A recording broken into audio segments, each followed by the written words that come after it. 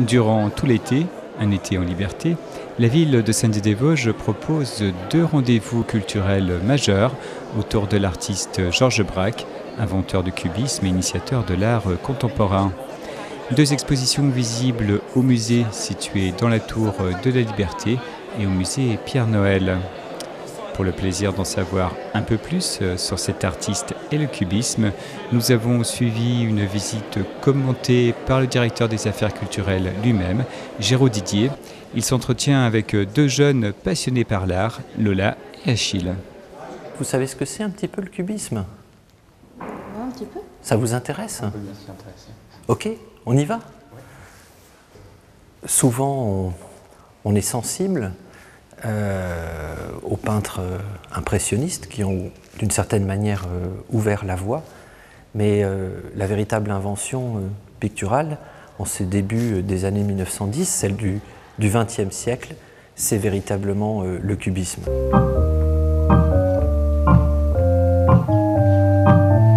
Alors le cubisme, on le sait, il a été fondé, initié par Georges Braque, par Picasso, par André Derain, et puis très vite un certain nombre d'artistes ont emboîté le pas, suivi le mouvement, considérant que c'était là un geste révolutionnaire qui méritait d'être suivi et porté plus loin, et c'est ainsi que la section d'or regroupe des gens comme Jean-Lambert Rucki, comme Albert Glaise, Metzinger, Marcoussis, beaucoup de gens qui ont animé, au sens fort du terme, ce mouvement pictural qu'est le cubisme. Même au-delà de ces années 1925, le cubisme a continué d'inspirer nombre d'artistes, et on le voit aussi à l'occasion de cette exposition qui est véritablement une approche, donc qui ouvre le focus. On voit aussi comment le cubisme a inspiré des artistes des années 50, notamment l'abstraction géométrique, mais également d'autres courants.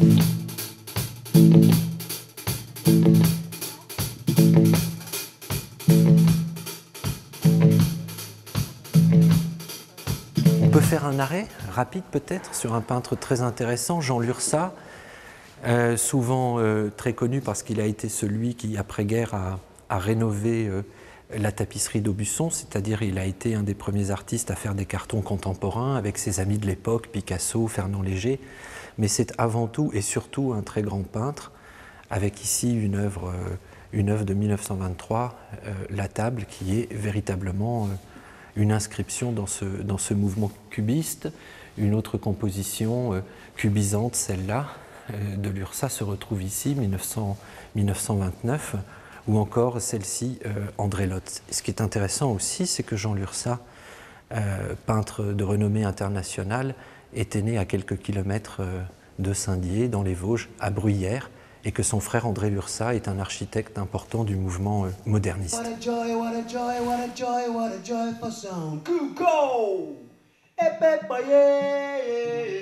Vous avez ici une série de 2 pièces assez remarquables qui sont signées Jeanneret, 1926-1928. Jeanneret, c'est en fait Le Corbusier. Le Corbusier n'était pas seulement architecte, il était également penseur, théoricien de l'architecture, de l'espace. Il était également peintre et sculpteur. Tout au long de sa vie, il a eu cette dimension universelle et polymorphe. Ce sont 2 très belles toiles qui datent de la période du purisme, une période qui emboîte le pas du cubisme, où quelque part la simplification des objets, la fascination de la géométrie des objets propose une vision relativement proche ou voisine du cubisme. Nous faisons actuellement une rénovation muséographique de toute une aile du musée qui est destinée à montrer le XXe siècle sous les aspects de l'architecture et de la peinture, partir de la destruction de la ville de Saint-Dié et des plans de reconstruction que Le Corbusier avait imaginés pour cette ville, s'appuyer aussi sur l'édifice, le seul hélas qu'il a réalisé, l'usine Claudet-Duval, montrer par conséquent la vision de l'architecture et de l'habitat que Le Corbusier avait pensé à l'occasion de cette ville, le mettre en lien avec d'autres architectes, designers qui ont un peu tenté de repenser un habitat moderne, comme par exemple Jean Prouvé, qui lui aussi a œuvré à Saint-Dié-des-Vosges, donc très prochainement. Et voilà, ce petit tour de visite est fait. Vous pouvez prolonger votre intérêt pour le cubisme en allant voir par exemple à la Tour de la Liberté l'exposition qui actuellement est consacrée à Georges Braque, artisan, une manière de découvrir un autre aspect de la personnalité de cet artiste qui a été exactement, qui avec Picasso a été l'initiateur du cubisme. Et ce que vous verrez à la Tour est un petit peu différent que cette période cubiste. C'est beaucoup plus la concentration de son travail du côté de l'artisanat, ce qu'il a fait comme bijoux, ce qu'il a fait comme sculpture, comme pièces textiles.